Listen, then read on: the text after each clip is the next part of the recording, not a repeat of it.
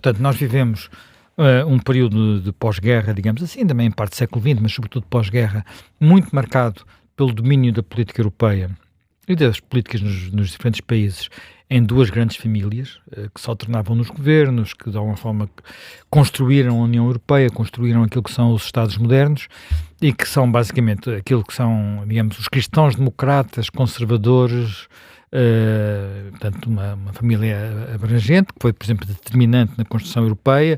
Era um partido que estava no poder na Alemanha, na Itália, em França, nos primeiros anos da construção europeia. E depois os sociais-democratas, portanto, que dominaram a política um pouco mais tarde, mas também foram muito importantes, nos anos 60, 70, 80. Portanto, havia duas grandes famílias. Duas grandes famílias e muito alinhadas com aquilo que é um bocadinho a história política do século XX,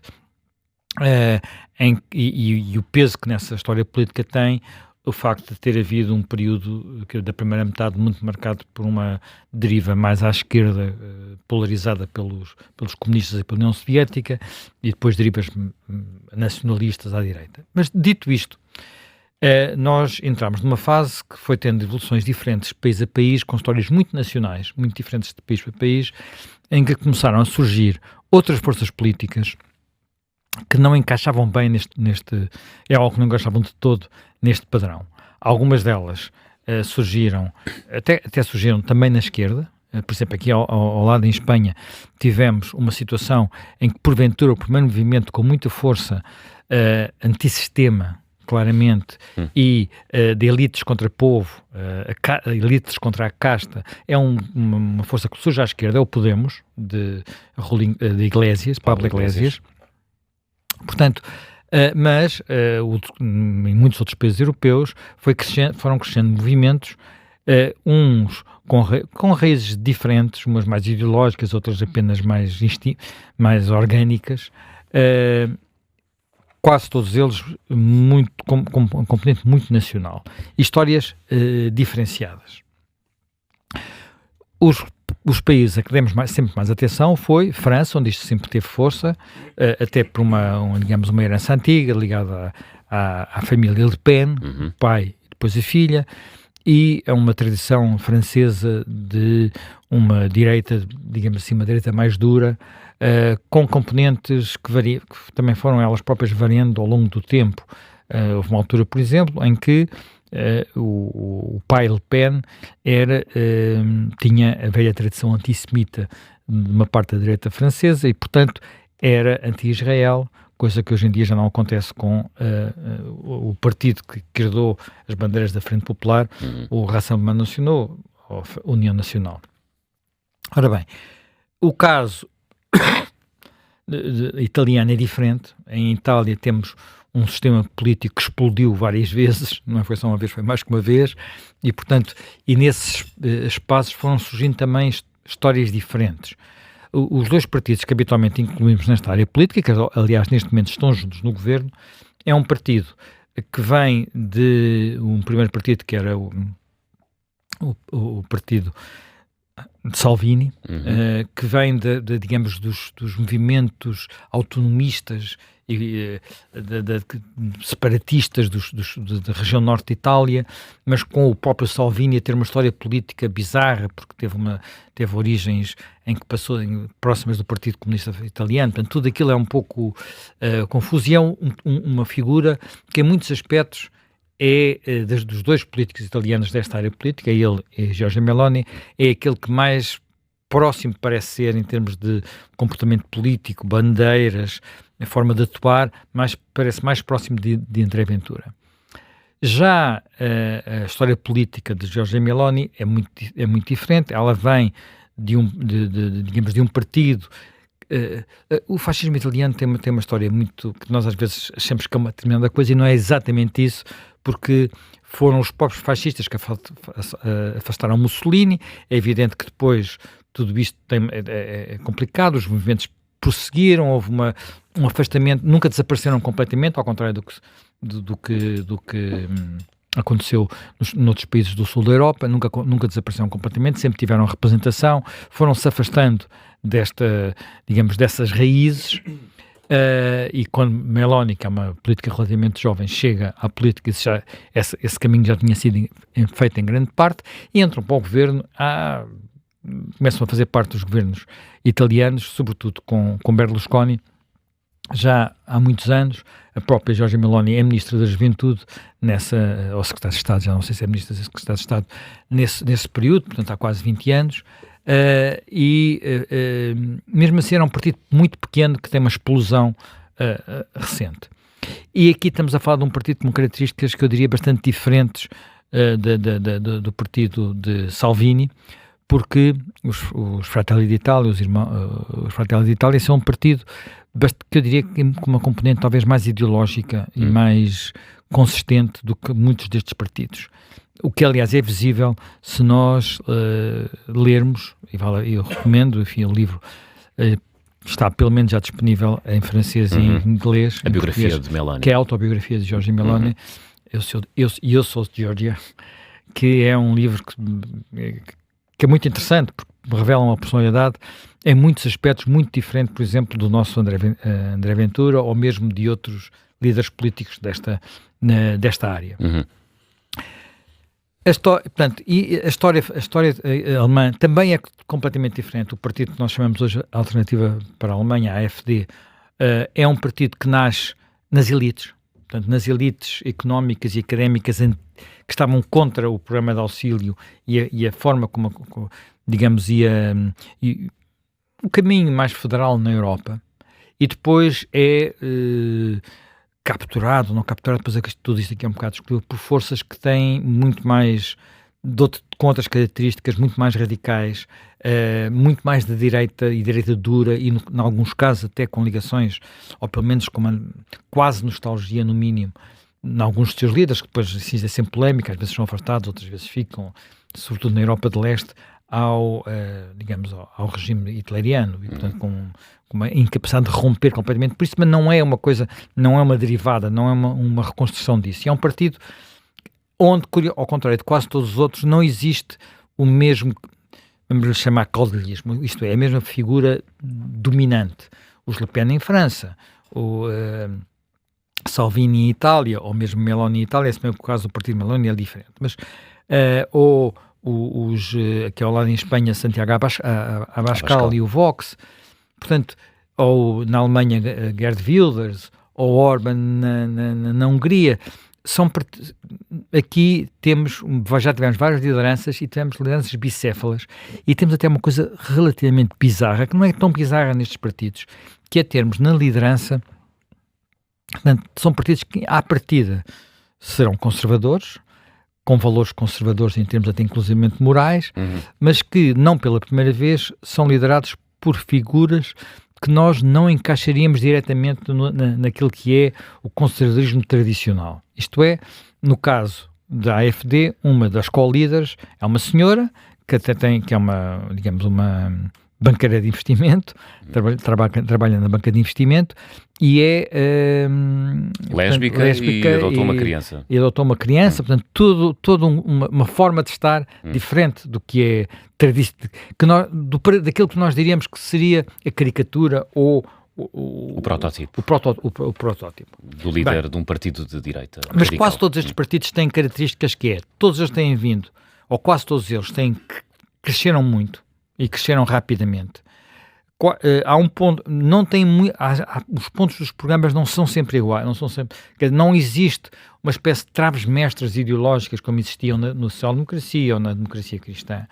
São mais partidos que têm agendas nacionais, e talvez o único ponto realmente comum a essas agendas seja por um lado, um nacionalismo de alguma forma, portanto, eles são mais céticos, por exemplo, em relação à europeia de uma forma genérica, e o tema da imigração, que é talvez o tema mais comum a todos eles. Sim, que é e talvez também o facto de serem, é uma pergunta, nativistas, será, José Manuel? Quer dizer, o nativismo enquanto ideologia não diria que esteja presente em todos, poderá estar presente em alguns, sobretudo no leste da Europa, mas noutros há sobretudo, por exemplo, o partido de Geert Wilders. Por nativismo expressa-se, por exemplo, Portugal aos portugueses, ou os portugueses primeiro, os italianos primeiro. Também, mas isso, há outros partidos, quer dizer, quando dizes nativismo, até começa-se por ser logo o problema do que é que defines como português ou holandês. Por exemplo, no caso da Holanda, há claramente o partido de Wilders, é um partido que mais do que dizer que é nativista, é um partido que é contra a presença islâmica e o peso que os imigrantes de origem islâmica têm no país. No caso, se formos, por exemplo, para um país que não referimos ainda, onde também há um líder muito claramente carismático, que é o Reino Unido. Portanto, aí estamos a falar do Reform, que é, digamos, de Nigel Farage. Nigel Farage é um... eurocético? É sobretudo um eurocético, mas que fez a sua primeira e principal plataforma durante muitos anos foi o Parlamento Europeu, por questões que têm a ver com as regras eleitorais. Ele conseguia ser eleito ao Parlamento Europeu e não conseguia ser eleito para o Parlamento Britânico devido ao sistema do bipartidarismo e da forma como os círculos eleitorais são constituídos no Reino Unido. Que teve um partido que durante muito tempo se chamava UKIP. O UKIP era o Partido da Independência do Reino Unido. Portanto, esse partido autodissolveu-se depois do Brexit. Disse, cumprimos o nosso programa. O nosso programa foi um triunfo, foi uma vitória. Portanto, já não sou cá preciso. E depois voltou outra vez aí muito motivado pelo sucessivo fracasso dos governos, inicialmente trabalhistas, mas depois sobretudo dos governos conservadores, no controle da imigração. E mesmo no controle da imigração depois do Brexit, a famosa questão dos barcos no canal da Mancha. E no caso do Reino Unido, mais uma vez também temos um país em rápida transformação demográfica, muito por via da imigração, com comunidades e muito por via da imigração e da compaginação da imigração com aquilo que é, digamos, a forma como se dissolveu o Império e como os cidadãos da Commonwealth se podiam facilmente transformar em cidadãos do Reino Unido, e o afluxo que veio, enfim, em muitos casos daquilo que era o antigo Estado da Índia, só que no antigo Estado da Índia havia muitas religiões e, portanto, se alguns dos cidadãos com essa origem até tiveram já muito sucesso no Reino Unido e até em partidos de direita. O anterior primeiro-ministro, Rishi Sunak, era de origem indiana. Alguns dos seus principais ministros são de origem indiana. A atual líder do Partido Conservador, essa não é de origem indiana, mas é das Caraíbas. E, portanto, não é provavelmente aquilo que nós vemos como um daqueles britânicos que chega às praias do Algarve e fica lagosta no verão. Portanto, como nós já assistimos, também é um bocadinho um contrário em termos de tom de pele. No caso do Reform e de outros, a percepção mais do que a integração de grande parte dessas comunidades que se processou sem grandes dilemas, é novamente o tema da não integração ou pior integração das comunidades de origem islâmica, incluindo às vezes a mesma região de onde vieram os, digamos, do antigo Estado da Índia, porque o antigo Estado da Índia incluía a Índia e o Paquistão e o Bangladesh e mais coisas, até a Birmânia, mas e até, enfim, acho que também incluíam um Estado no Golfo, penso que, não sei se Oman, se outros também fazia parte do Estado da Índia, em termos administrativos do que era o Estado da Índia britânico. Portanto, temos aqui situações que são quase todas elas diferentes, e eu creio que no caso português, nós, para percebermos aquilo que se está a passar, e vindo agora para a Península Ibérica, percebemos que estes partidos, portanto, o nosso Chega e em Espanha o Vox, tendo origens e até consistências ideológicas diferentes, acabam por explodir em termos de sucesso eleitoral, sobretudo em Portugal, isso muito associado ao fenómeno, à presença de um número de imigrantes a que Portugal nunca esteve habituado, e portanto de repente em muitas zonas do país há uma realidade nova, e muito rapidamente. Portanto, nós temos talvez 10% da população de transformação da população. Uma parte dos portugueses, das pessoas nascidas em Portugal, emigraram e chegaram, muitas que não tinham nascido em Portugal e que tinham, e se algumas são de culturas parecidas, como os brasileiros, que ainda são a maior comunidade, ou mesmo os originários dos antigos PALOP, os que entretanto começaram a chegar, trazem outras culturas, e isso gerou muitas situações de desconforto. Isto é típico, isto aconteceu em quase todo lado. Aconteceu algo de parecido em Espanha, com um balanço diferente.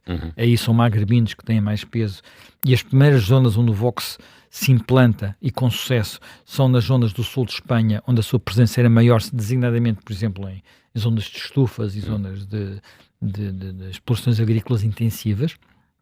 Portanto, há, no entanto, uma diferença, duas ou três diferenças grandes entre estes partidos. O Vox, que nunca teve o mesmo sucesso que está a ter o Chega em Portugal, o Vox em Espanha está com valores, ainda agora no caso de Aragão, onde teve um bom resultado eleitoral, não chega aos 20%, o nosso Chega já passou essa fasquia, mas ali há outras componentes, algumas delas que podem favorecer o crescimento do Vox, outras que são mais barreira a esse mesmo crescimento. A que pode favorecer é as tensões nacionalistas que existem em Espanha. O Vox é um partido espanholista, claramente, e cresceu muito também por causa das tensões associadas às regiões e à Catalunha em particular, mas, por outro lado, e também por isso, há o tema digamos, em Espanha não houve o mesmo corte destas forças políticas, ou de alguns dirigentes das forças políticas, com o passado franquista. E o passado franquista, até por ter sido recuperado por razões instrumentais, pelas leis da memória histórica, como se costuma chamar, portanto, por questões que têm a ver com recuperadas pelo Partido Socialista Espanhol, o PSOE, acaba por ser um tema que aqui em Portugal não tem a mesma importância. E o nosso Chega tem aí menos barreiras ao seu crescimento, digamos, que tem um Vox em Espanha. Mas cada realidade é uma realidade. Ainda que André Ventura diga que são precisos 3 Salazares. Não, mas, no caso de André Ventura, isso é somente retórica. Quer dizer, não corresponde àquilo que, de alguma forma, André Ventura é. Portanto, porque ele não é uma pessoa com essas características, está a ir buscar. Há coisas que se sabe que em Portugal, quer dizer, se alguém em Portugal escrever um livro em que puser no título Salazar, o livro vende-se. Portanto, o Salazar foi eleito a figura de português... O homem do século. O homem do século. Português do século. Português do século, ou português, nem sei se não foi o português, o maior português de sempre. Foi uma eleição desse género. Portanto, há assim uma figura que não tem a ver propriamente com aquilo que o Franco representava ideologicamente, até porque os dois eram... Quer dizer, davam-se, nem sequer se pode dizer que se dessem muito bem um com o outro. Portanto, a coisa é um bocadinho mais complicada. Mas aquilo que também é importante verificar é que, e isso aí é preciso olhar para a Europa, que é o que é que está a acontecer a esses partidos e até que ponto é que estes partidos estão ou não estão a chegar ao poder, para chegar ao teu primeiro ponto. E quando nós vamos ver na prática, podemos dizer que neste momento eles já estão em 1/3 dos governos europeus, ou a liderá-los, ou com pastas. Portanto, em muitos destes casos, portanto, primeiro, não houve ainda nenhum destes países, por eles terem chegado ao governo, tivesse deixado de ser uma democracia, que é um fantasma que aparece sempre quando se fala da sua chegada à área do poder, e não aconteceu em nenhum lado. Mesmo naquele país que mais se discute e mais é apontado como exemplo de iliberalismo, que é a Hungria, vamos ver o que acontece no próximo mês de abril, porque talvez como nunca até agora, nas últimas eleições, a possibilidade de Viktor Orbán perder a eleição está em cima da mesa. Ele já perdeu algumas eleições municipais e as sondagens estão a dar o seu partido muito atrás do principal coligação da oposição, que tem alguma unidade neste momento. Mas, independentemente disso, o que vemos é que eles já lideraram o governo da Polónia, atualmente não lideram, estão na Itália a liderar o governo italiano. Há um caso bastante bizarro, que é o caso da Eslováquia, onde é alguém que vem até digamos, do universo social-democrata, que se de repente alinha com com estas forças, pelo menos no Conselho Europeu, e em termos, ele já foi expulso do grupo europeu dos socialistas, mas continua lá, Robert Fico, e é talvez o principal aliado de Viktor Orbán, designadamente quando se trata de apoiar Putin. Estão no governo também da Eslovénia. O governo belga é dirigido por um nacionalista flamengo. Aí podemos discutir mais se é ou não um partido exatamente com estas características, mas é um nacionalista flamengo, que nós aqui há uns tempos também colocaríamos no mesmo saco. A Holanda já não tem no governo o Wilders, porque ele esteve, digamos, o partido Wilders, não o Wilders, mas o partido Wilders esteve à frente do governo, mas depois gerou-se uma crise política e o partido recuou muito eleitoralmente. Há outros países onde passaram situações parecidas, é o caso da Áustria. A Áustria foi onde tudo começou. A questão de saber se estes partidos chegavam ou não às áreas do poder foi onde tudo começou, e começou em 2001 ou 2001. Eu sei que foi na altura em que Portugal presidia ao Conselho Europeu, com o António Guterres ainda, e isso foi um tema que ocupou imenso António Guterres. Na altura, quase todos os países europeus eram dirigidos por socialistas. A Áustria foi posta de castigo por ter permitido que um partido deste género chegasse ao poder. Entretanto, essas situações foram evoluindo. O partido já esteve no governo e fora do governo várias vezes, já foi envolvido não sei quantos escândalos e atrapalhadas, mas lá continua. Portanto, neste momento não está no governo. Portanto, há muitas situações diferentes. Há situações, talvez a situação que mais, eu não creio que para chegar ao governo, mas para agravar ainda mais a situação, é a situação alemã, onde temos a AfD em primeiro lugar nas sondagens. Pode ser que isto não se materialize, às vezes estes partidos, como são partidos com um lado de protesto, estão durante muito tempo à frente nas sondagens e na hora da verdade acabam por não materializar isso em votos. Temos a grande incógnita do que se poderá passar em França nas eleições de 2027, portanto, do ano que vem, onde as sondagens apontam para uma vantagem de Bardella e do partido Bardella, hoje em dia, uma vez que Marine Le Pen não pode concorrer, mas daí a isso realmente acontecer ainda vai uma distância. Também dependerá do que se passar do outro lado, digamos, do lado designadamente da esquerda radical, que em França também tem muita força. Portanto, é um populismo com outra matiz, que é Mélenchon. Enfim, o Reino Unido, neste momento também, o partido com mais intenções de voto é o Reform, mas daí, quer dizer, já aconteceu noutros momentos históricos, haver partidos que chegaram a estar à frente das sondagens e depois, quando chegou a altura das eleições, quase não elegeram ninguém. Foi o caso dos liberais sociais-democratas aqui há 30 anos atrás, que chegaram também a liderar sondagens e depois quase que desapareceram em eleições. Portanto, vamos ver o que tudo isto. Agora vai haver eleições locais no Reino Unido que são uma prova. As eleições locais têm sido provas para estes partidos, nesses países como em Portugal. Que uma coisa é ter um líder carismático nacional que atrai o voto, digamos, nesse tipo de eleições. Outra coisa é depois multiplicar isso a nível regional e local para ter figuras locais capazes de governar localmente. O que nós sabemos os dramas que para o Chega tem sido essa passagem, que não tem conseguido fazer, mas isso é parecido. Em contramão até com o que dizem, não é? Com o que defendem, pouco. Até muitas vezes em contramão com o que defendem, mas de facto encontrar...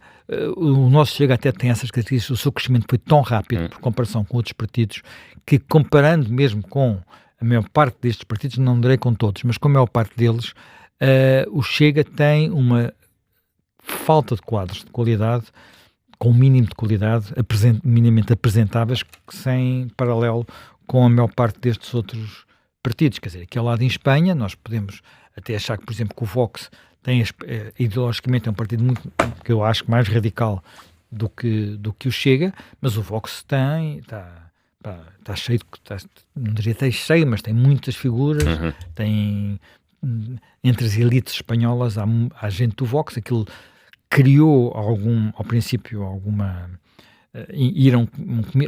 quando eles começaram a aparecer, eu recordo-me de ter lido uma reportagem num jornal espanhol em que era o repórter ia a um sítio onde ia haver um comício com Santiago Abascal e as pessoas que iam para o comício quase que iam às escondidas, porque aquilo era mal visto socialmente. Hoje já não é assim, não é? Estes partidos ultrapassaram muito essa fase, e no caso de Espanha há professores catedráticos, académicos, há um bocadinho de tudo no Vox. Não é o mesmo, não se passa o mesmo ainda com o Chega, não quer dizer que não se venha a passar, até porque, mas às vezes até se passa de forma problemática, porque uma parte das figuras que estes partidos atraem são dissidentes de outros partidos, e muitas vezes são dissidentes apenas porque ficaram de fora nas escolhas para uma eleição, para uma candidatura, e portanto são pessoas que vêm já não por razões de adesão ao ideário, mas à procura de uma oportunidade, de um lugar, da possibilidade de serem parlamentares ou autarcas ou uma coisa desse género, e isso não dá grande coerência a estas forças políticas e cria muitas dissensões, não é? O Chega já está cheio de pequenas histórias de dissensões que foram sempre ultrapassadas pela força do próprio André Ventura, mas que é uma força que em muitos aspectos é quase autoritária, digamos. Aquilo, eu não lhe chamo autoritária porque acho que aquilo muitas vezes é pura e simplesmente falta de jeito, no sentido aqueles problemas estatutários, não é? Porque se tentou fazer ali um golpe. Os que perderam dizem que foi um unipessoal. Golpe. Mas é muito unipessoal, e muito daquilo girem em torno dele, e percebe-se quando ele está, por exemplo, quando há aquelas comissões parlamentares de inquérito. Ele não consegue ir a todas, portanto, não quer dizer que há parlamentares do Chega em todas, mas de vez em quando ele percebe que aquilo é mais mediático, aparece, e há uma grande diferença entre a sua capacidade e a capacidade de quem fica quando ele sai da sala, não é? Percebe-se que ali há toda uma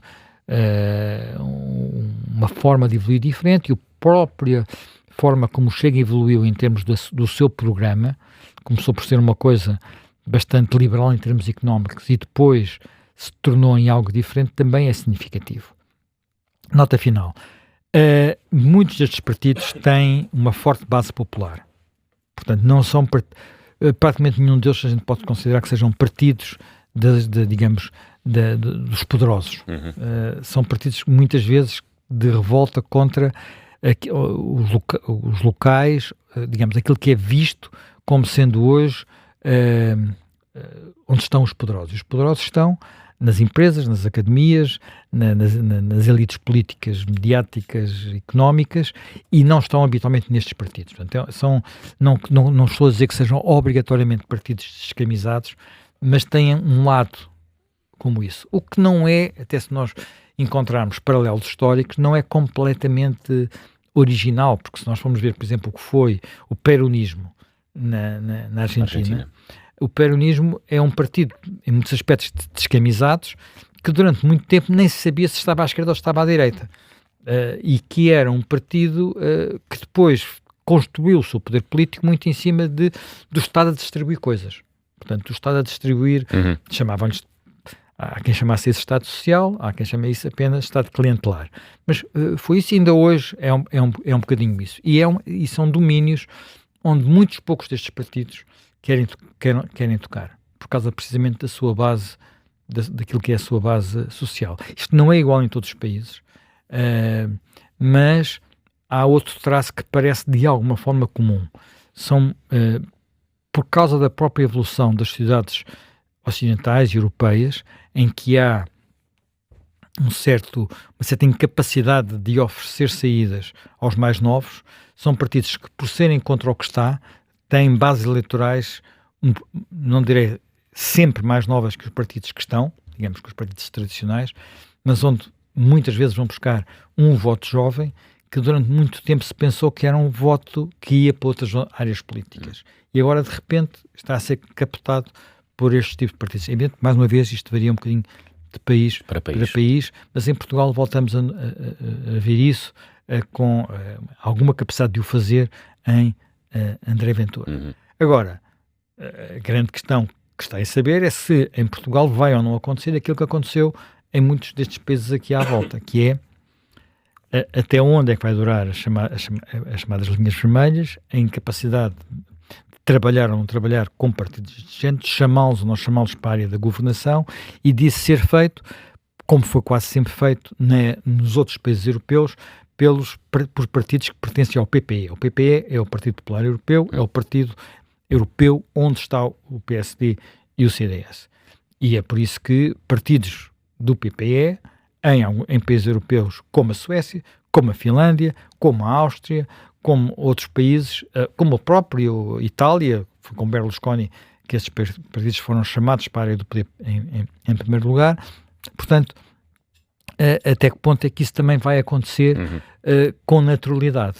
Sendo que há uma discussão que se vai continuar a existir, que é de saber se é mais fácil conter aquilo que são agendas demagógicas, trazendo-as para dentro do governo e confrontando-as com a realidade, ou mantendo as políticas de linhas vermelhas, que foi estabelecida como, digamos, como matriz em França, e em França pode levar a uma situação limite. Neste momento levou a uma situação de ingovernabilidade do país. A França está bloqueada e, inclusivamente, o papel europeu que desempenhava está posto em causa, e a Europa está a depender mais da Alemanha, onde governa um partido do PP, onde primeiro não governa também os sociais-democratas, mas onde o chanceler é do PPE, e Itália, com uma primeira-ministra que, digamos, desmentiu não sei quantas previsões apocalípticas que foram feitas a propósito do que poderia ser um governo dos Fratelli d'Italia.